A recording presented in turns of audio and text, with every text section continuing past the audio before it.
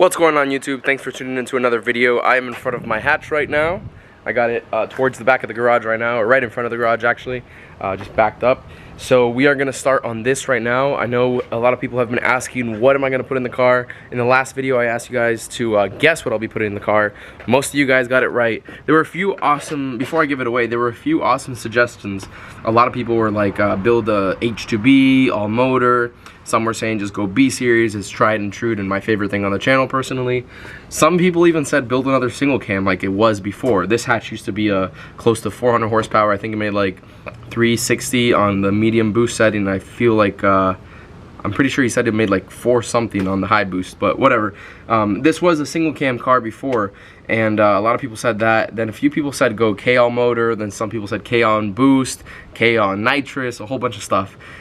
I can confirm right now, we are definitely going K-Series in the hatch. And it's a thing that I've been wanting to do on the channel for a long time. Not only for the videos and whatnot, but I've been wanting to have a K car for quite a while. And I've never been able to like settle down and say, all right, I'll build a K-Series car. I've seen a ton of my friends do it in the past. I've seen a whole bunch of videos online.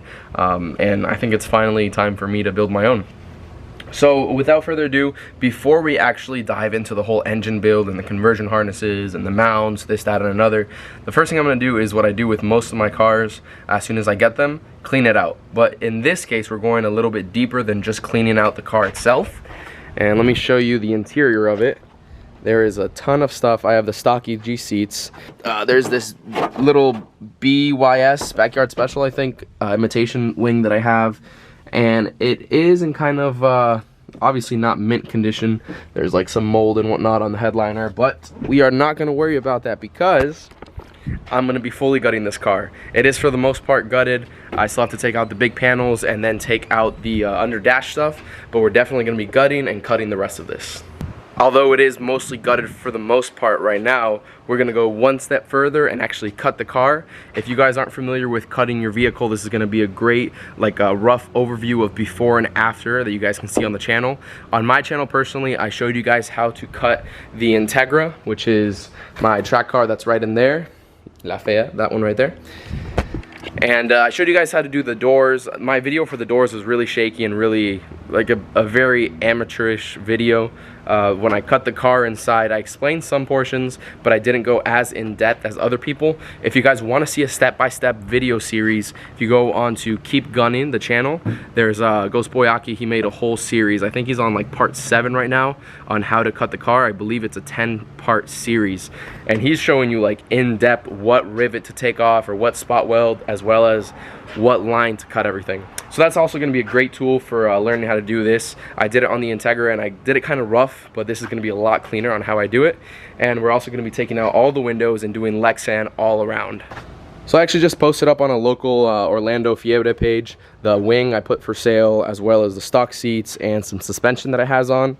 It has coilovers in the front and lowering springs in the back, which they would probably be decent for the setup that I'm going to be putting in. But I do have the function and form coilovers, the full coilovers front and rear with the stiffer rear on the Integra, which if you don't know, EG and DC is the same chassis when it comes to suspension and a lot of different components. So most of these things transfer over. The suspension is a direct swap over onto the EG. We're going to be doing a more aggressive track style suspension for the Integra. I'm in between going with like a strange engineering shock and then spring setup, or a blocks drag spec coilover. I'm not 100% sure on which one I want to do yet, but I know that I'm going to do a little bit more precise of a suspension.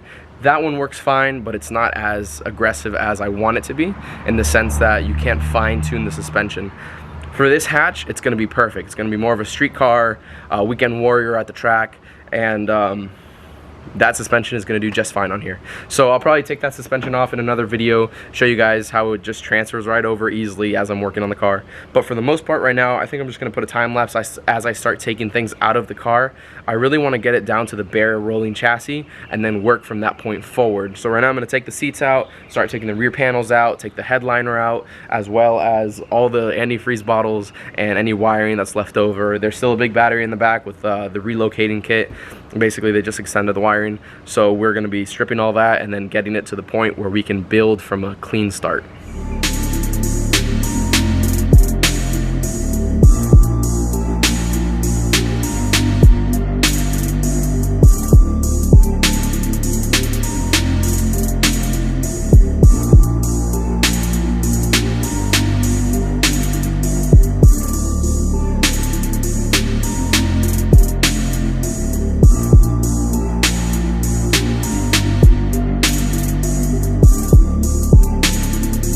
Okay, so far I took the seats out. I also took out the battery that I was telling you about. The wing is out of the car. All that little, you know, reservoirs or jugs of water and oil or whatnot. This isn't all the trash that was in there. I had a little bit of trash just from the stuff in the garage, but there was a ton of stuff just thrown everywhere. And now the car is not completely empty, but it at least has the main things that are in the way. I definitely recommend doing this if you're going to be building a car from like the chassis up. Get the seats out of the way. If you have the time and the space to put them, take the doors off, get the panels off, clean the chassis from the bottom up. It does make things a lot easier when you just have a bare canvas to start your project on. In this case, instead of making a painting like an artist starts on a bare canvas, we're starting our build on a fresh chassis essentially.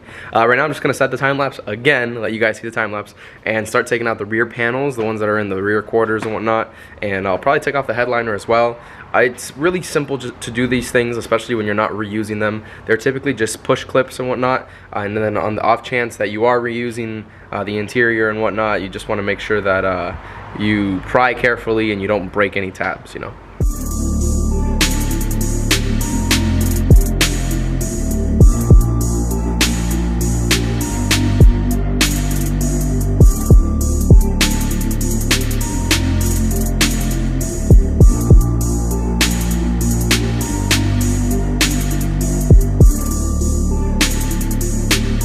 I'm not saying that you have to cut your car.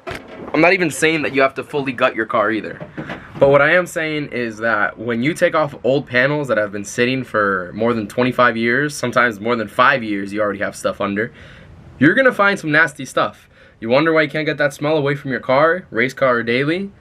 Check under those panels. I'm telling you, there is a bunch of buildup that I always find in cars underneath carpet, underneath panels, a whole bunch of stuff. So even if you're not going to be doing this for like weight reduction or anything, I definitely recommend you guys checking out exactly what you have, because you have a sealed panel that keeps like road debris out, but it also keeps like dirty stuff inside. And when you have a whole bunch of bugs that get into your car maybe once in a blue moon, and if they end up staying in the car for some reason, they're gonna go to the area that doesn't have traffic, you know. I'm not saying that you guys have bugs in your cars. I'm not saying that there's many bugs in this. There were a few, but nothing crazy. But it's definitely a great way to start your build. So I did get everything off of the back panels right here, as you can see. I didn't take off the lower bracket for the stock seatbelt because I'm not sure if I'm going to do a racing harness yet, or if I'm going to stick with the OEM seatbelt location and everything. I'm not 100% decided on that at the moment, but I did take off the rear bracket for the, if I can focus, for the rear seatbelt right there.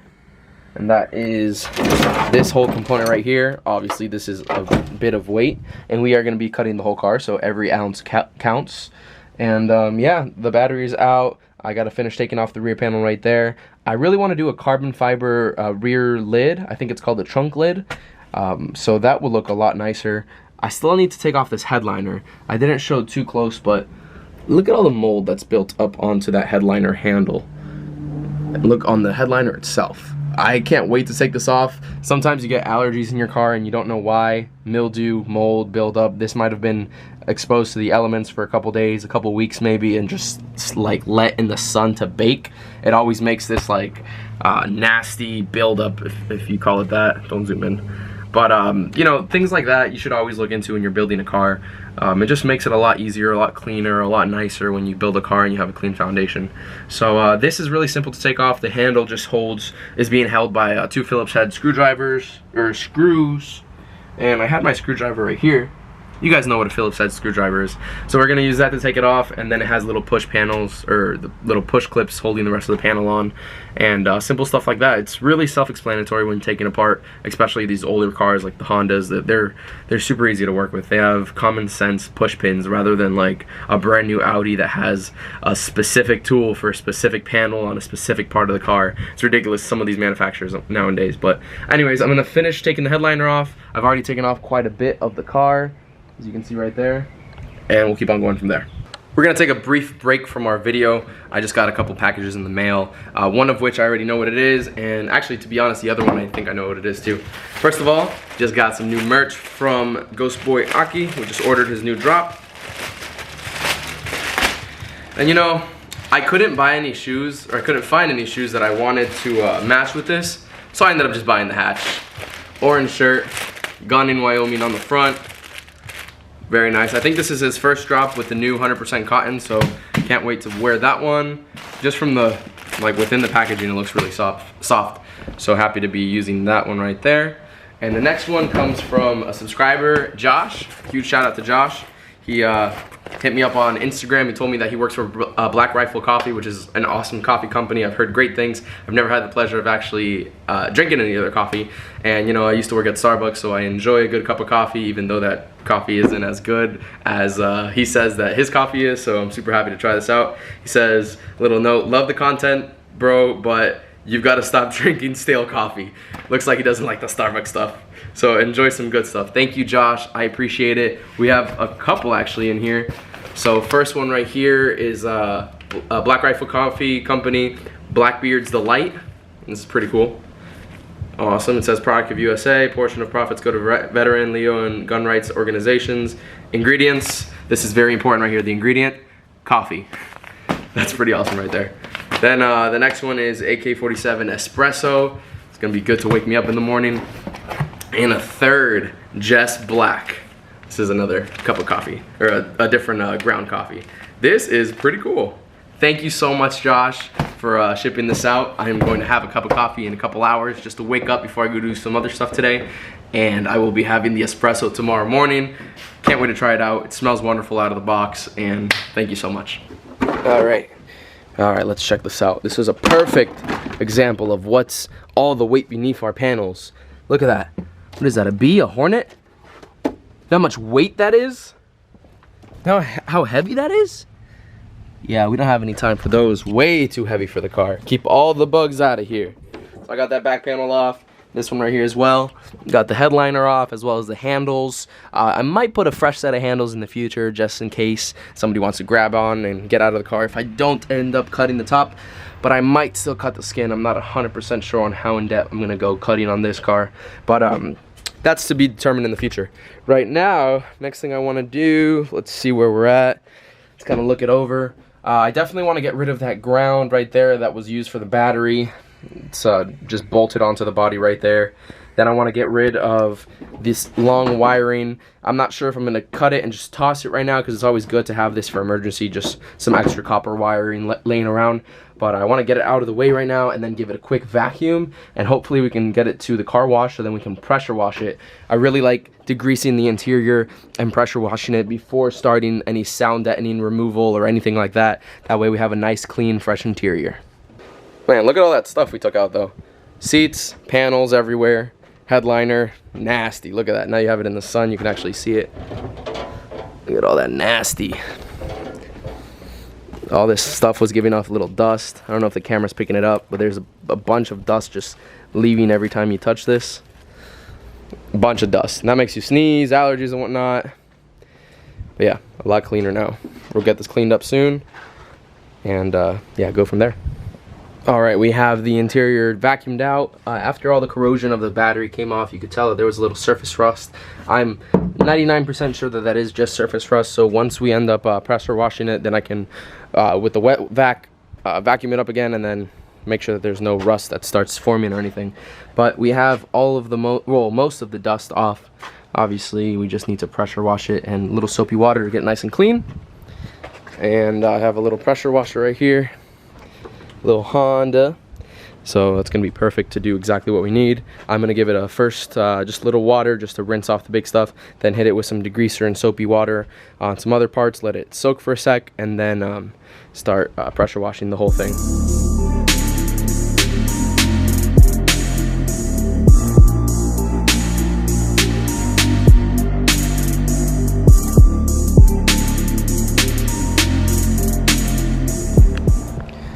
Alright, so this is pressure washed inside. Looks like the color was originally blue under all that. I'm going to vacuum all this right now. But it's a lot cleaner, so you can actually sit down knowing that you don't have any like bugs on you and stuff for the most part. I don't know, I think this makes it a lot easier when you're working inside of the car a lot, especially like we're going to be cutting. It's going to make it a lot easier to know exactly where the nasty stops and the sound deadening starts, for one, and then as well as some body lines, like overlapping pieces of metal that form the body lines. It's really dark in here, I'm sorry. But there we go. So yeah, that's pretty much it for the pressure wash. Just gonna clean it up right now with the vacuum and should be good. There is some water that remained in the car, but that's not of an issue. You know, with the heat of Florida, it'll dry out in the next couple hours. But everything is pretty clean inside right now. For the hood, I ended up just putting some tape over the big hole just for the time being. I mean, it's not going to stop anything from getting wet because it's not like there's a motor or anything in there. I just really hated the way it looked cut out. So yes, that's all said and done right there. I'm about to take a shower, get ready for some stuff tonight, try out this new gun-in shirt, as well as a cup of coffee from Black Rifle Coffee. And pretty stoked for what the rest of my afternoon has in tail for me. Well, I'm actually gonna keep that open. Yeah, we'll skip over to trying that coffee and having the shirt on. Alrighty guys, this is pretty much the end of the vlog for today. We got a lot done on the hatch. I was able to completely take out everything as well as power wash it and dry it for the most part on the inside. So we're looking pretty good on that. In the next couple days I want to actually start the cutting process, at least to get some of the rear already cut out and whatnot. And if the check on Friday looks good for my job, then I might order some K-Series parts. Anyways, thanks for watching everyone. Big shout out to Josh for sending out the Black Rifle Coffee. I ended up not drinking any right now because it is kind of later in the day than I wanted to finish up the vlog on. But I will definitely be trying it out tomorrow morning. See if I can get some nice energy in the morning and try out some delicious coffee. Huge shout out to Josh. Thank you very much. And I hope you guys have a wonderful afternoon. Let me know down in the comment section what you guys want to see first on the K-Series build. Because we definitely don't want to see any cops following us once we're in the hatch. But yeah, I want to hear what you guys want to know about the K-Series build. Obviously, there's a bunch of videos on conversions for K-Series, especially in the EGs. It's a very popular swap. But if there's something in particular that you haven't seen in those videos and you want me to touch base on once I do my conversion, I want to hear that in the comment section down below. Anyways, thanks for watching, guys. Hope we see you on the next video, and have a great afternoon.